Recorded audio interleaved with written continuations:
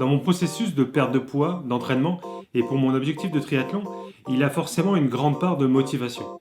Parfois, il y a certains individus qui peuvent en inspirer. Aujourd'hui, je voudrais vous présenter 3 personnes qui, sans le savoir, m'encouragent indirectement dans mon aventure.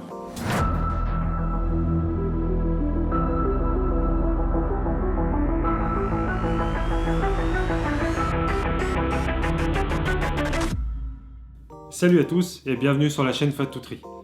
Je tenais avant toute chose à faire une petite parenthèse en début de cette vidéo pour vous remercier. J'ai reçu énormément de messages et de commentaires sur Twitter ou sur YouTube concernant ma dernière vidéo, sur mon expérience durant le premier triathlon que j'ai fait. Merci à tous, sincèrement. C'est vraiment super agréable à lire, ça fait chaud au cœur. J'essaie de faire quelque chose de sincère et le plus professionnel possible et je suis vraiment content que ça vous plaise. Donc aujourd'hui, je vais vous présenter 3 personnes qui, de par leurs actions, m'inspirent et me motivent à avancer. Alors bien entendu, il y a de manière générale beaucoup plus de personnes qui apportent leur petit grain de sable, mais je voudrais mettre l'emphase sur ces 3 personnes précisément. Un anglophone et 2 francophones. Ils ont tous un profil vraiment différent et atypique, mais ils se retrouvent dans un seul et même point commun, le triathlon. La première personne est un triathlète professionnel canadien, Lionel Sanders. Alors c'est sûr qu'il y a énormément d'athlètes professionnels qui auraient mérité que je parle d'eux, car ils dépassent tous leurs limites. Cependant, Lionel Sanders a quelque chose de plus, une histoire, un passif, qui fait que je me suis tout de suite intéressé à son profil. Durant sa jeunesse, Sanders est assez sportif, pratique la course à pied et le basketball. Cependant, aux alentours de ses 18 ans, en entrant à l'université à Windsor, il abandonne petit à petit le sport et tombe doucement dans la consommation d'alcool, de cigarettes et de drogue douce. Malheureusement, il ne s'arrête pas là et continue jusqu'à devenir dépendant à la cocaïne. Les choses ne s'arrangent pas et il quitte petit à petit les études et devient de plus en plus addict. Durant plusieurs années, il essaie de s'en sortir tout seul, mais il reste profondément dépendant et dépressif. Un soir, en se rendant à un concert à Détroit, très alcoolisé, il tente de sauter de la voiture en marche et se retrouve à l'hôpital, sérieusement blessé à la tête. Sa mère prend alors la décision de l'envoyer en cure de désintoxication. C'est à ce moment-là que tout change. En 2009, grâce à cette cure, il arrive à s'en sortir et tire un trait sur la consommation de stupéfiants. Un nouveau Lionel Sanders est né, une vraie machine. Il reprend la course à pied, mais a besoin d'un plus grand défi et décide de s'inscrire pour faire un full Ironman. C'est 3800 mètres de nage, 180 km de vélo et 42 km 195 de course à pied pour terminer. C'est pas rien. Mais il est totalement novice. Durant son premier triathlon, qui lui sert de découverte, il fait un format sprint, un petit triathlon. Et malheureusement, il manque de se noyer durant le parcours de nage. Il continue de s'entraîner et devient pour la première fois un finisher Ironman au triathlon de Louisville en août 2010 avec un temps de 10h14. Motivé et gonflé à bloc, il continue l'entraînement le plus sérieusement possible. En 2013, il participe à de nombreuses épreuves sur courte et moyenne distance et remporte même une victoire au triathlon de Lebrinbrook. Il décide de tenter l'aventure et de devenir triathlète professionnel sur le circuit Ironman 73, les demi-Ironman. Au championnat du monde des 73 à Mont-Tremblant en 2014, il termine 4e avec un temps de 3h45.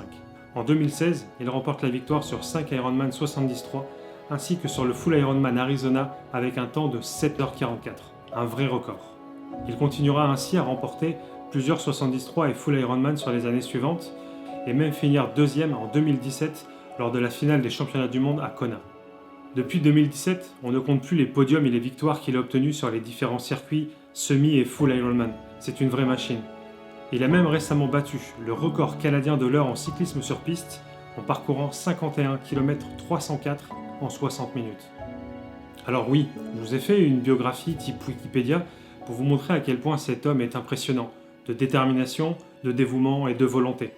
Prendre un 180 degrés aussi violent pour s'éloigner d'une addiction comme la drogue dure et s'investir dans un projet personnel et sportif avec autant d'entêtement, autant de consistance, c'est vraiment bluffant. Alors je ne fais pas une réelle comparaison avec moi, mais je retrouve quand même certaines similitudes dans ce que j'entreprends, même si ce n'est clairement pas au même niveau. J'ai arrêté de fumer, je ne consomme plus rien depuis plusieurs années, j'essaie de changer mon alimentation pour continuer de perdre du poids, car oui, manger aussi mal que ce que je faisais et avec autant de quantité, c'est une maladie. L'obésité est une maladie en soi. À ce propos, j'en parlerai certainement dans une prochaine vidéo. Pour moi, Lionel Sanders incarne ses valeurs d'assiduité, de force. Il n'hésite pas à tout mettre en place afin d'atteindre ses objectifs et se dépasse toujours pour aller plus loin. Ce n'est pas pour rien que son slogan c'est No Limits. J'ai d'ailleurs eu la chance de le rencontrer à l'Ironman Mont-Tremblant en 2019, et c'est assez impressionnant à voir en direct un athlète comme lui se donner tellement à fond, c'est phénoménal. La deuxième personne dont je voulais vous parler aujourd'hui est un triathlète français qui vit depuis plusieurs années à Montréal. Il s'appelle Nico, aussi connu sous le nom Running Addict. Son credo, c'est s'entraîner sérieusement sans se prendre au sérieux. C'est avant tout un coureur passionné qui aime partager ses expériences, ses courses, ses connaissances et ses conseils. En 2013, il crée le blog Running Addict et commence à raconter ses sensations sur les différentes courses auxquelles il participe et donner des conseils et des astuces. Il développe Running Addict et propose aujourd'hui une chaîne YouTube avec du contenu très varié et régulier sur ses entraînements, son alimentation, sur des conseils et exercices à pratiquer. Il a même lancé depuis l'été 2019 une plateforme en ligne nommée Campus qui propose des programmes d'entraînement détaillés, personnalisés pour ceux qui souhaitent découvrir ou s'améliorer en course à pied. Il s'est également mis depuis quelques années au triathlon et propose beaucoup de contenu à ce sujet, avec plus récemment de superbes vidéos bien travaillées et bien écrites sur son prochain gros projet, faire un full Ironman. Cette série de vidéos, quasi un documentaire, qui a pour but de faire son suivi sur son entraînement quotidien, de voir les coulisses de la préparation pour un Ironman est sincèrement un régal à suivre. On y retrouve toutes les facettes que peut présenter ce type de gros projet, en passant par les efforts fournis, la motivation ou le manque de motivation, l'investissement nécessaire, tout pour arriver le jour J et se sentir prêt à enchaîner autant d'épreuves, tant physiquement que mentalement. Alors pourquoi je vous parle de Nico et de Running Addict? Pourquoi j'aime ce qu'il fait? J'aime que tout ce qu'il fait est pour le partage, que tout ce qu'il met en place est pour rendre l'entraînement plus accessible. Il a su se créer une communauté qui le suit lors des entraînements qu'il fait en live sur Twitch, qui le supporte sur les réseaux sociaux. Il a d'ailleurs récemment atteint 100 000 abonnés sur YouTube et continue de progresser. Il aime ce qu'il fait et il communique cette passion. Il arrive à donner envie de s'entraîner et d'avancer, mais de ne jamais oublier que ce que nous faisons, ce que nous mettons en place, c'est avant tout pour se faire plaisir et c'est pour soi-même. La troisième et dernière personne dont je voulais vous parler aujourd'hui est une des plus importantes pour moi, que ce soit pour mon évolution ou pour ma vie en général. Il s'agit de mon père. Alors ce n'est pas un youtubeur ou un triathlète professionnel, mais il représente beaucoup de choses et énormément de valeurs. Il n'a jamais été un grand sportif, mais il est toujours allé au bout de lui-même. Il s'est toujours dépassé pour arriver jusqu'à la ligne d'arrivée. Quand mon père se fixe un objectif en tête, il y a peu de chances qu'il n'y arrive pas, car il est très persévérant et très tenace. Il a fait durant sa vie plusieurs 5 et 10 km, des semis et des full marathons, et s'est mis au triathlon en 2013 directement avec un full Ironman suite à un pari. Il s'est plus ou moins inscrit sur un défi juste un an avant, en août 2012, et n'a commencé à s'entraîner en natation qu'en décembre. Il n'avait pas forcément beaucoup d'expérience dans la nage ou dans le vélo. Le jour J, la natation ne s'est d'ailleurs pas déroulée aussi bien que prévu. Pas assez d'entraînement, une wetsuit un petit peu trop juste au niveau de l'amplitude des bras, et c'est quand même 3800 mètres de nage dont nous parlons. Il est sorti de l'eau peu de temps avant le cut-off, déjà bien fatigué. Le cut-off, pour information, c'est la limite de temps maximum où il faut finir une des épreuves. Le vélo était assez limite aussi, 180 km, 2 boucles de 90. Étant en fin de peloton, il a fait le parcours seul, et une erreur d'orientation, un manque d'expérience, ont fait qu'il a perdu du temps et qu'il n'a pas pu terminer l'épreuve. Il s'est donné à fond, et ce n'est pas lui qui a abandonné. Ce sont les arbitres qui l'ont retiré de la course sur le parcours vélo après la première boucle, car il n'aurait pas pu finir à temps, pas avant le cut-off. Je sais que cet abandon forcé l'a énormément affecté, mais il n'a rien lâché pour autant, il a continué de s'entraîner. En 2015, il a fait un demi-Ironman, un 73. Il l'a terminé, mais dans la douleur, avec un temps de 8h31,27.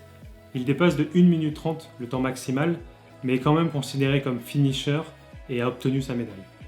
En juin 2017, il fait un triathlon olympique, 1500 mètres de nage, 40 km de vélo, 10 km de course à pied.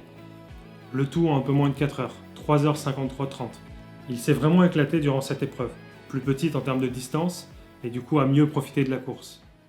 Et là, en septembre, une petite gêne à la poitrine, une douleur un peu bizarre, quelque chose qui cloche. Il prend régulièrement son pouls et sa tension artérielle, tout semble ok. Et puis une nuit, il se réveille avec des difficultés à respirer et des douleurs toujours aussi présentes. Ma mère comprend tout de suite ce qu'il se passe et contacte le 911. Il est en train de faire un infarctus. Je ne vais pas rentrer dans les détails, mais malheureusement la génétique est chienne. Mon père a beau avoir une bonne alimentation, ne pas être en surpoids, faire de l'entraînement régulièrement, avoir une vie de manière générale saine. Quand c'est un autre élément qui rentre en jeu, on ne peut pas faire grand-chose. En gros, imaginez que le moteur, son cœur, va super bien. Mais ce sont les différentes durites qui amènent le sang jusqu'au moteur qui sont un peu obstruées. Je me souviens d'une parole que mon père m'a dit, à un moment qu'il m'a raconté, qui m'a profondément touché et ému. Quand il était dans l'ambulance pour l'hôpital, c'est l'aurore, le soleil se lève à peine, ses yeux se remplissent de larmes et il se disait « Non, je ne peux pas mourir, pas maintenant, j'ai encore tellement de choses à faire. » Je peux difficilement imaginer ce qui se passait à ce moment-là dans sa tête. En tout cas, les soins à l'hôpital ont été parfaits, tout s'est bien passé et il est sorti quelques jours plus tard. Petit à petit, il a repris l'entraînement pour se réinscrire et participer à un 73 en juin 2018. Natation encore une fois très difficile. Je me souviens, j'étais là, à attendre avec ma mère à la sortie de l'eau. Nous étions tous les deux très inquiets, repensant encore que quelques mois plus tôt, il faisait un malaise cardiaque. Mais non, il est sorti de l'eau en 1h08, avec un cut-off à 1h10. Pendant sa transition, au moment où il se changeait pour partir sur le parcours vélo, le directeur de course est allé le voir et lui a dit « Vous êtes le dernier, il vous reste 5 minutes pour pouvoir vous changer et sortir du parc vélo, sinon vous serez disqualifié. » Il n'a rien lâché, il a gardé la concentration et est allé jusqu'au bout. Toujours avec le chrono derrière lui, qui lui rappelle qu'il pouvait être éliminé à n'importe quel moment. Sur le parcours vélo, il a rattrapé et doublé plus de 60 concurrents et plus d'une vingtaine sur le semi-marathon. Il termine son triathlon en 8h15, seulement 15 minutes avant le cut-off final. Complètement épuisé.